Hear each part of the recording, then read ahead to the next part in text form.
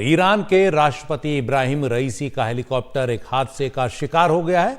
यह हादसा ईरान के पूर्वी अजरबैजान प्रांत में हुआ। अभी तक की जो रिपोर्ट्स हैं उनके मुताबिक हेलीकॉप्टर की हार्ड लैंडिंग हुई है। हादसे के बाद राहत और बचाव का काम जारी होने की बात तब होगी जब पहले हेलीकॉप्टर का पता चलेगा। खोजबीन अभी चल रही है। इस बारे में ज्यादा जानकारी के लिए हमारे साथ हैं हमारे foreign affairs editor Uma Shankar Singh. Uma, क्या हुआ है ईरान के राष्ट्रपति के हेलीकॉप्टर के साथ और अभी स्थिति क्या है?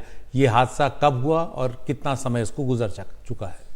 जी, तकरीबन 3-3.5 घंटे पहले पहली जानकारी आई। शुरुआती जानकारी जो थी वो दुविधा से भरी हुई थी, लेकिन ये साफ है कि अजरबैजान और ईरान के सीमा के पास जो पूर्वी अजरबैजान प्रांत है ईरान का, वहाँ एक किज कलासी नाम से एक बांध है जिसका उद्घाटन के लिए गए थे और वहाँ पे कुछ और बांध का निर्माण हो रहा है, उसका उन्होंने निरीक्षण किया। उसके बाद वहाँ से हेलीकॉप्टर टेक ऑफ किया।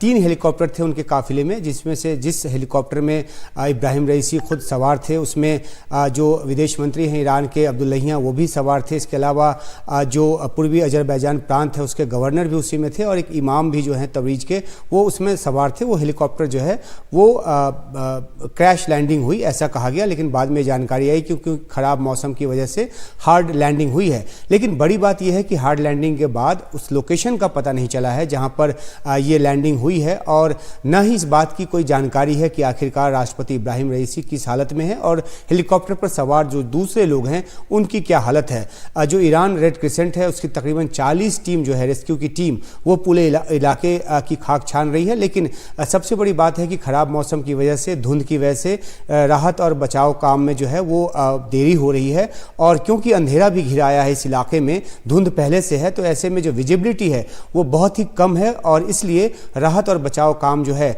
वो काफ़ी मुश्किल भरा हो रहा है। इस बीच जो ईरान के टॉप कमांडर हैं उन्होंने हर तरह की जो सैन्य जो संसाधन है, जो तरीके हैं, उसके इस्तेमाल की जो आदेश है वो दिया गया है ताकि जल्द से जल्द पता चल सके। ये जानकारी भी आई कि जो तबरीज जो कि पूर्वी अजरबैजान प्रांत की राजधानी है, वहाँ से तकरीबन जो क्रैश साइट है वो 100 किलोमीटर दूर बताया गया है। तो क्योंकि इलाका दुरूह है और वहाँ पर मौसम ख़राब है, इसलिए राहत और बचाव काम में देरी हो रही है। और अभी तक एक और भी अहम बात यह है कि इस तरह का जब हाई प्रोफाइल विजिट होता है उसमें जो हेलीकॉप्टर इस्तेमाल होता है वो क्रैश के वक्त एक सिग्नल देता है और उससे लोकेशन का पता चलता है, लेकिन इस बारे में वहाँ के जानकारी ये कह रहे हैं कि इस तरह का कोई सिग्नल जो है रिसीव नहीं किया गया और इस वजह से भी ढूंढने में देरी हो रही है। कुछ जो एक कॉन्स्पिरेसी थ्योरीज है वो भी दी जा रही है। हालांकि उस बात पर उस मुद्दे पर बात अभी आगे नहीं बढ़ी है, लेकिन इतना ज़रूर है कि हर पहलू से इसकी जाँच चल रही है और सबसे पहली कोशिश जो है बचाव दल को वहाँ तक पहुँचने की है जहाँ पर हेलीकॉप्टर हार्ड लैंडिंग करके उतरा है।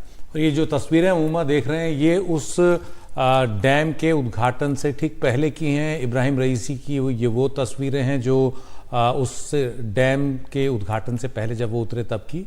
जी बिल्कुल, जो ईरान के मीडिया के हवाले से जो तस्वीर अभी हम अपने दर्शकों को दिखा रहे हैं उसमें यह है कि हेलीकॉप्टर जब वो डैम साइट पे उतरा है और ये डैम की वो तस्वीर है जहां पर वो पहुंचे, और यहाँ देखिए ये जो निर्माणाधीन डैम है उसकी तस्वीर है और यहाँ उतरने के समय का ये विजुअल है वो बताया गया है। और इसके बाद विजुअल जो है ये जो हेलीकॉप्टर वहाँ से टेक ऑफ किया उसके भी स्टिल पिक्चर्स जो हैं वो आए हैं और ये जो डैम है उसको दिखाया जा रहा है कि कहाँ पर वो डैम बना है। जो अजरबैजान जो देश है और जो पूर्वी अजरबैजान प्रांत है ईरान की, उसकी सीमा पर बना ये डैम है और यहाँ ये लैंडिंग के वक्त की ये तस्वीर है।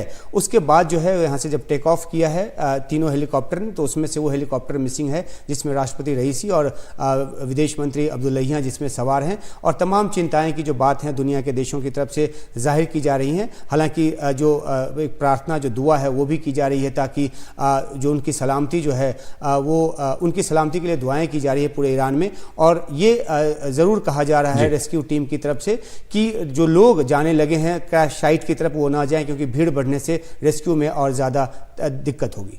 जी बहुत बहुत शुक्रिया उमा इस पूरी जानकारी के लिए।